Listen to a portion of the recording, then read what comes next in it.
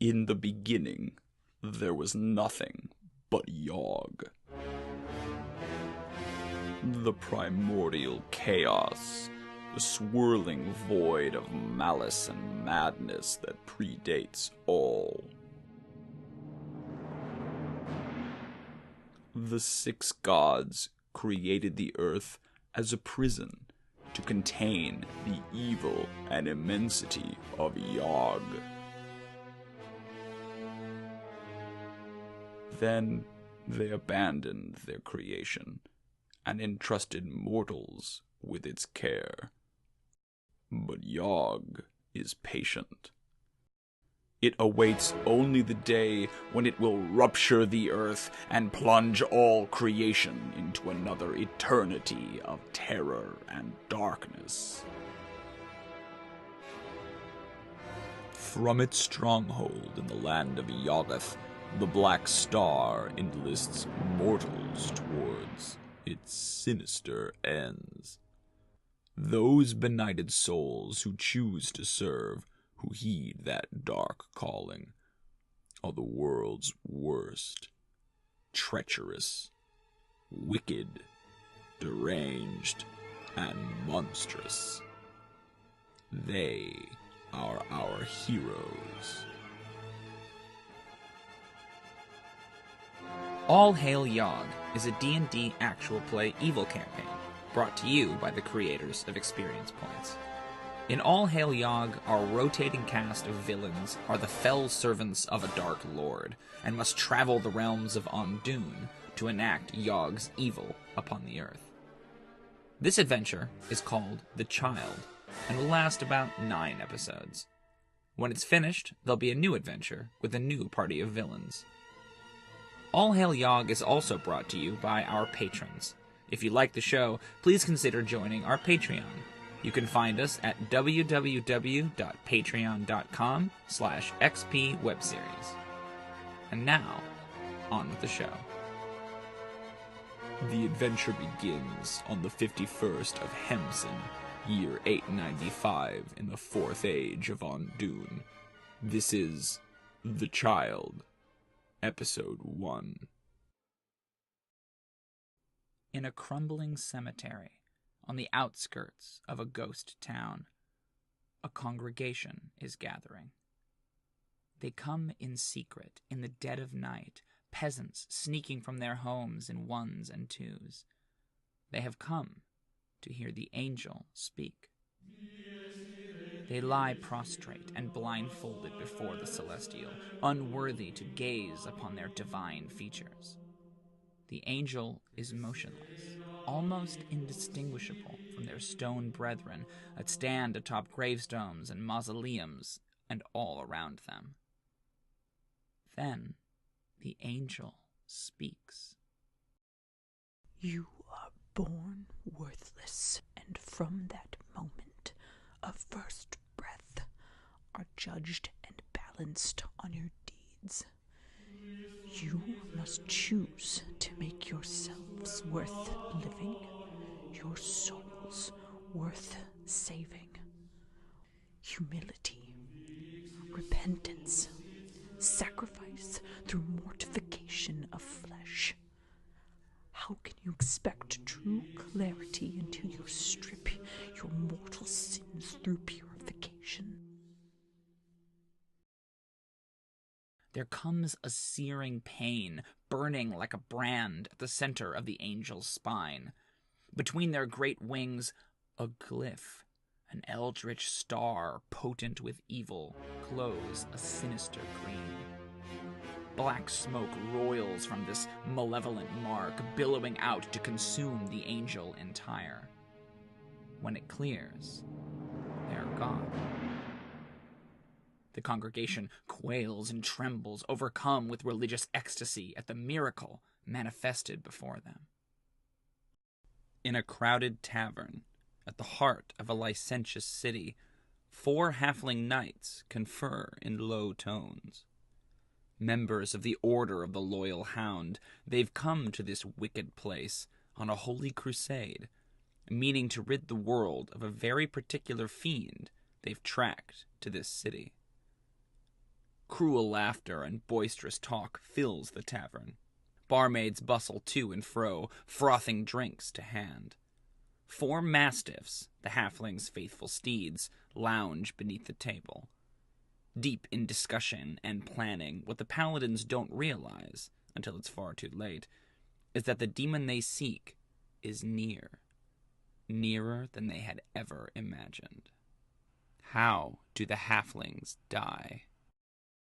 So as they all sip from their frothing mugs, they suddenly start to feel a little itch in their throat, and it's a little tighter and tighter, and suddenly blood starts coming out of their eyes, and their throat seize up, and they all start to convulse in violent seizures. All of the rest of the tavern patrons see this start happening, and just chaos erupts. People running to and fro, noise, tables getting tossed and turned, chairs flying everywhere. We see that one very buxom blonde barmaid is completely calm and kind of heading in an opposite direction of the crowd as the crowd pours out of the front door of the tavern. And as she nears the back entrance, she turns around and takes one last look at her beautiful handiwork. From the small of her back, the barmaid is overcome with a sensation that another might find unpleasant, perhaps painful. To her, however, it is a sweet sensation, as the symbol burnt there, an eldritch star, thrums with power and spews black smoke up to consume her. So caught in their own terror, the patrons take no notice of the barmaid as she's swallowed from sight.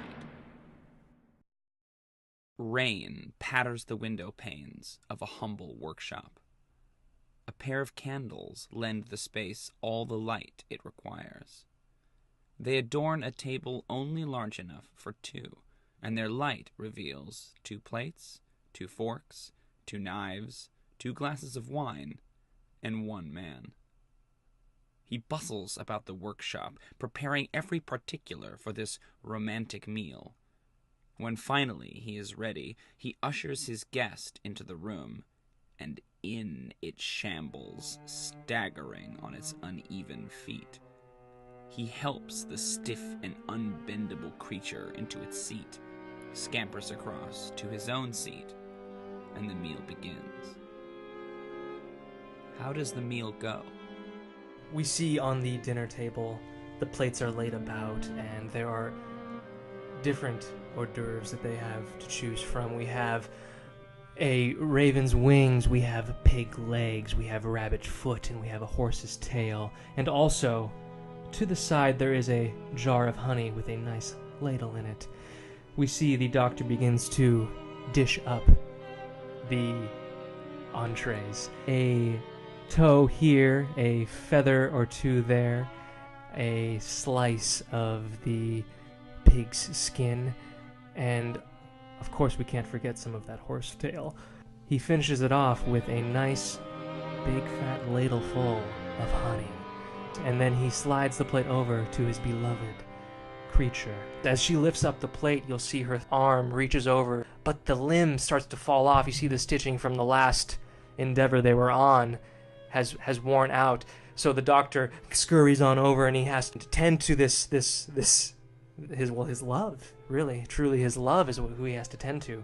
And so you'll see he begins to reapply the stitching, and the stitching all over her body is madness, but it is also done with precision and care.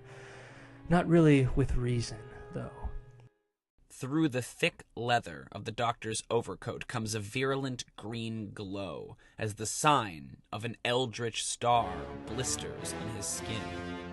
He wails, not from pain, but from the knowledge that he's soon to be parted from his beloved.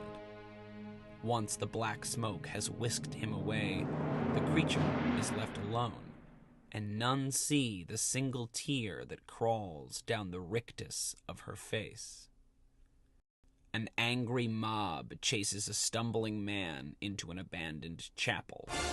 "Heretic," they cry, "an infidel," and one voice even screams, "Monster."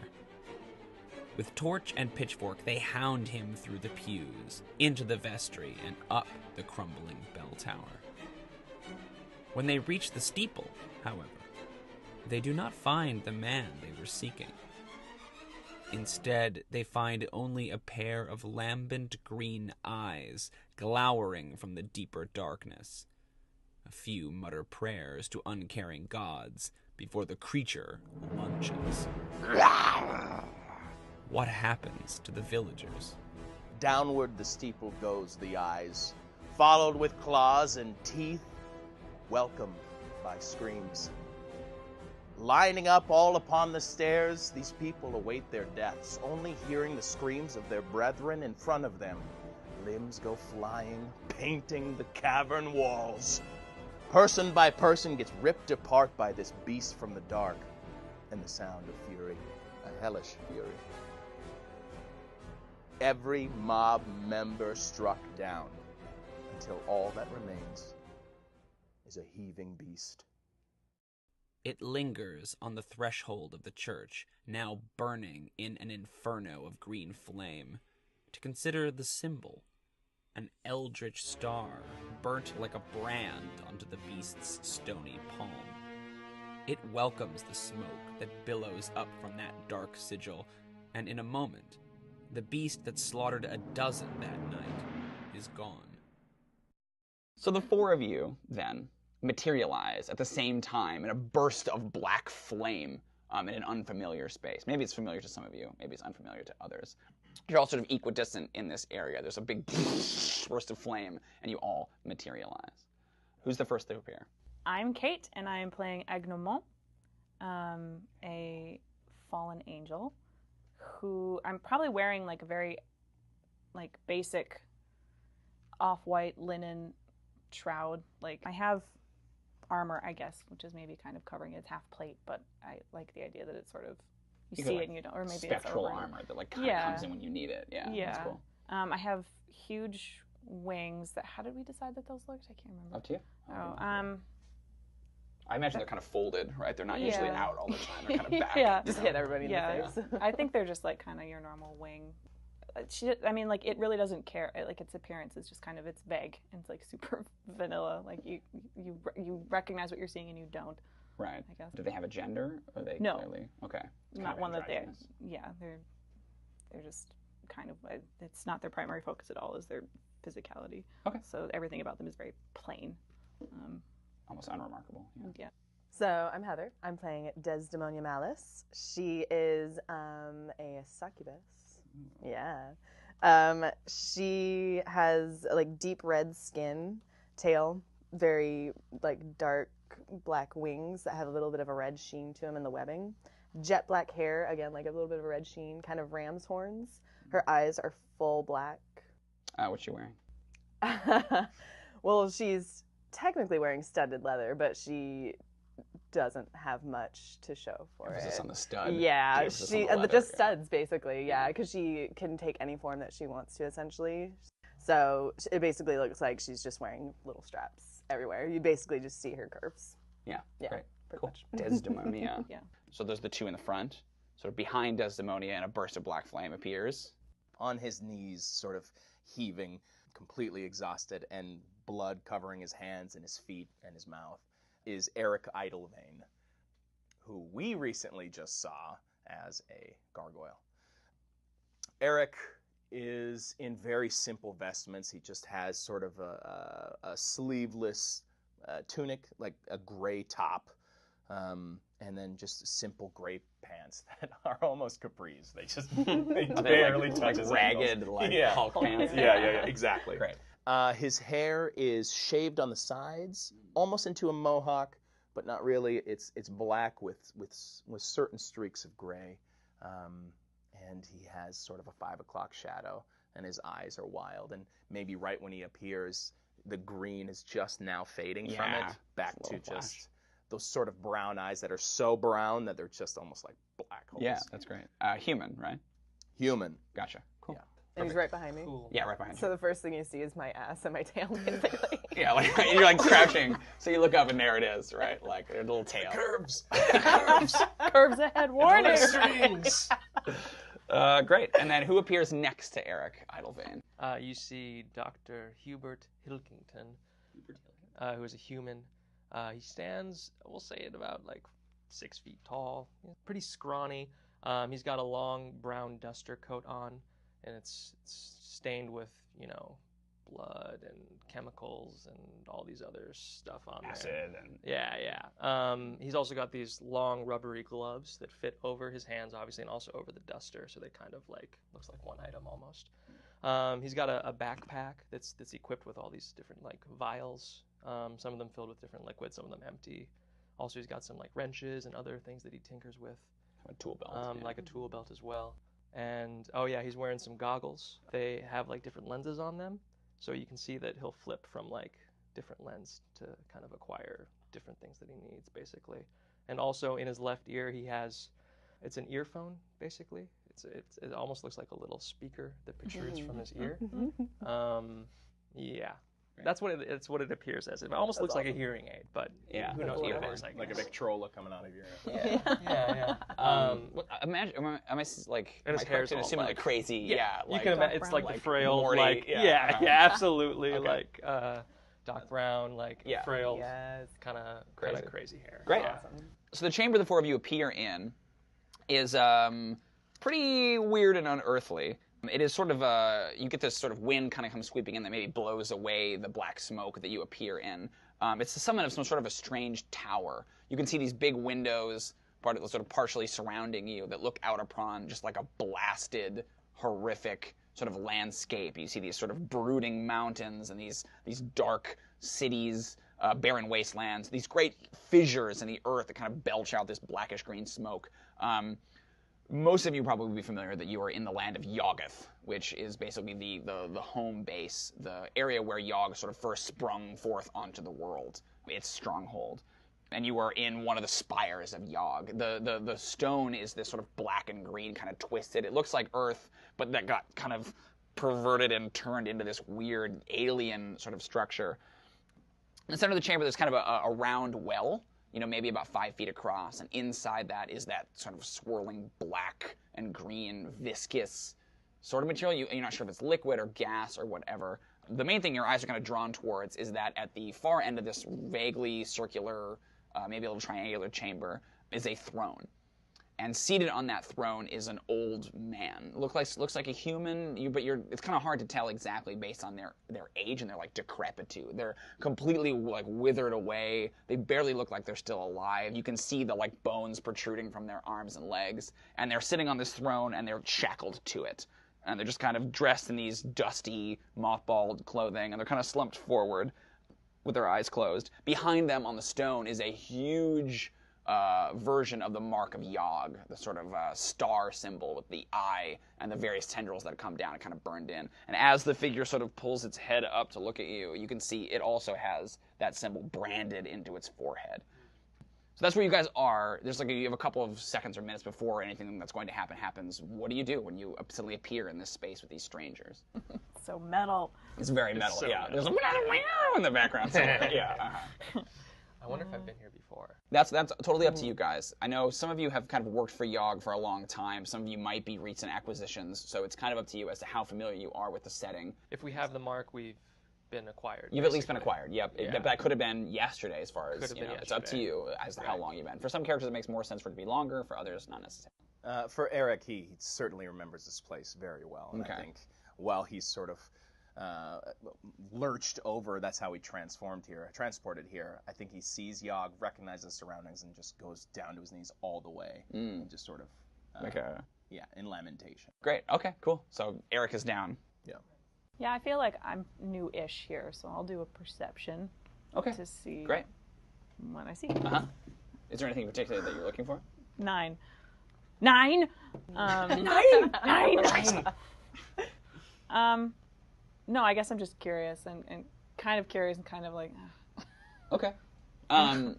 Yeah, there's something obviously wrong with this figure. You notice that they, maybe you don't notice anything else or extra, but you notice that when the figure kind of comes to, they sort of look over at you for a second. They're kind of staring at you in particular, Agnoment. You're not sure what that means. You're kind of transfixed by them. Great. What about Desdemonia? What's she up to? I see this angel and I lose my shit a little bit. Ooh. I don't even care that you're there. Because she's like next to you, right? Like she's on the Oh, side. I directly walk up to her. Not even acknowledge. What the hell are you doing here? Lifeblood. Ooh. Dropping some slur. How does Agnoment respond to that? They don't. Okay. Oh man. I'm like all up in your face. Fine. Great. Locking eyes with whatever that thing is behind you. I'm doing like a little circle around her and like draw my claw across one of her wings a little bit. Ooh. I like Okay, that. let's see. Any of my auras work on her? I don't think so. But I'm not liking that. Yeah.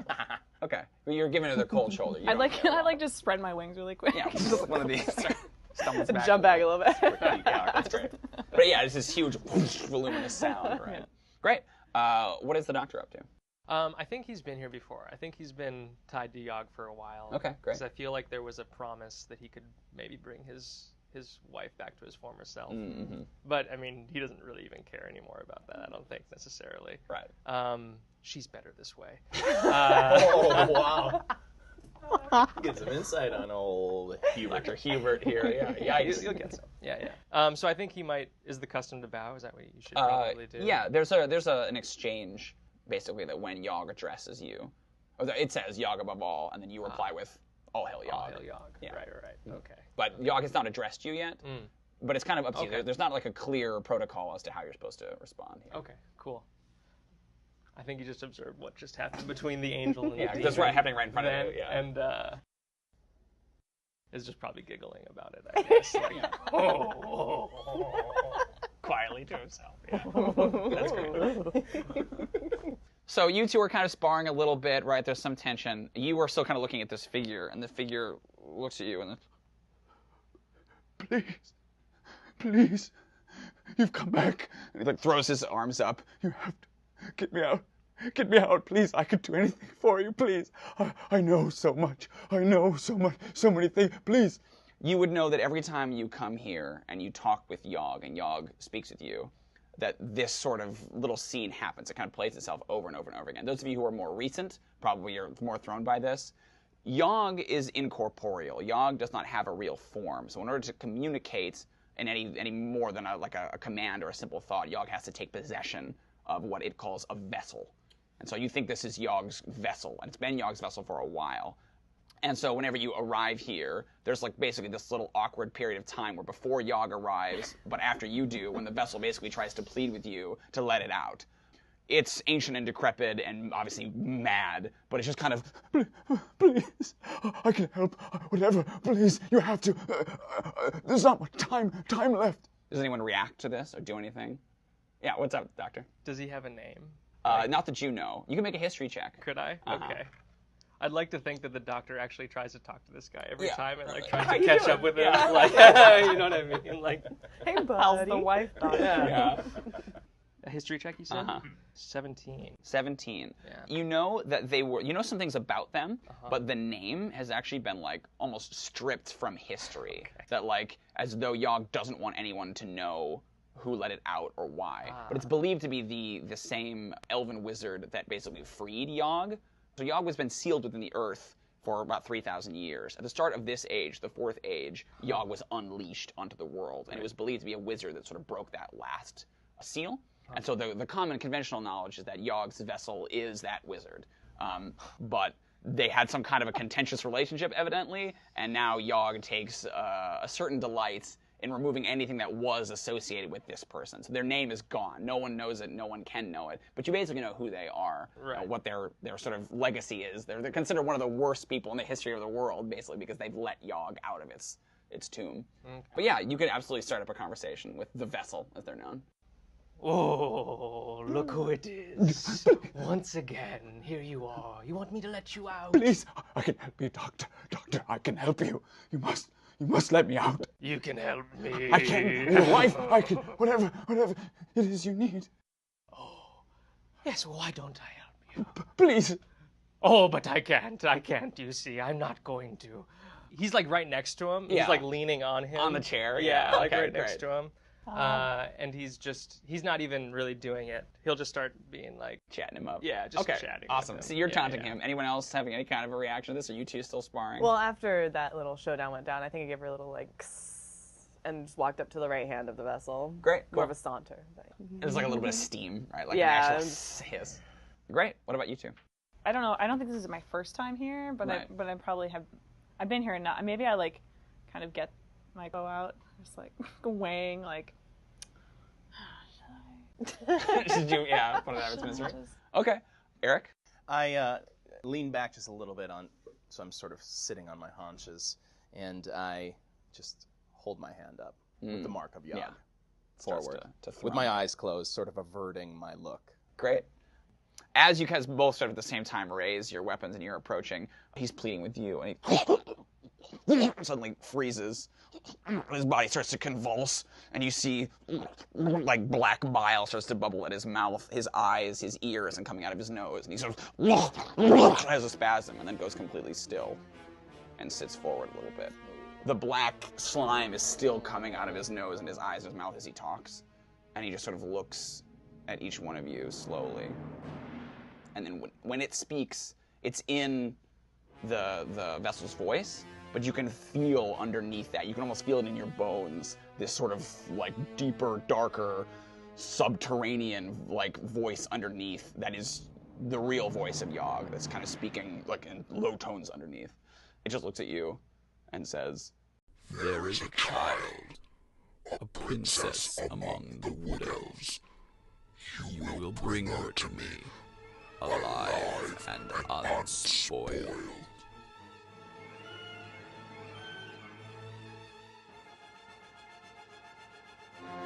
All Hail Yog is an Experience Points production. It was directed and dungeon mastered by Timothy J. Meyer. Agnoment is played by Kate Enge at I Don Quixote on Twitter. Desdemonia is played by Heather Lore at Land of Lore on Instagram. Dr. Hughbert is played by Cody Bushee at Cody Bushee on Twitter. Erick Idylvain is played by Paul Vonasek at Paul Vonasek on Twitter. You can find the show on Twitter at XP Web Series. Our audio engineer was Tim Alvarez. The game was played using the Dungeons & Dragons 5th edition rule set, as owned by Wizards of the Coast. The main titles are A Night on Bald Mountain by Modest Mussorgsky, performed by the Skidmore College Orchestra. Additional music includes the Dante Symphony by Franz Liszt, performed by the Berlin Philharmonic, Dies Irae by Aurora Surgit and Alessia Randon, Symphony No. 5 in D minor by Dmitri Shostakovich, performed by the DuPage Symphony Orchestra, String Quartet No. 8 by Dmitri Shostakovich, performed by the Lawrence Street String Quartet, the Scythian Suite by Sergei Prokofiev, performed by the Ukrainian State Symphony Orchestra. Thanks for listening, and Yog before all.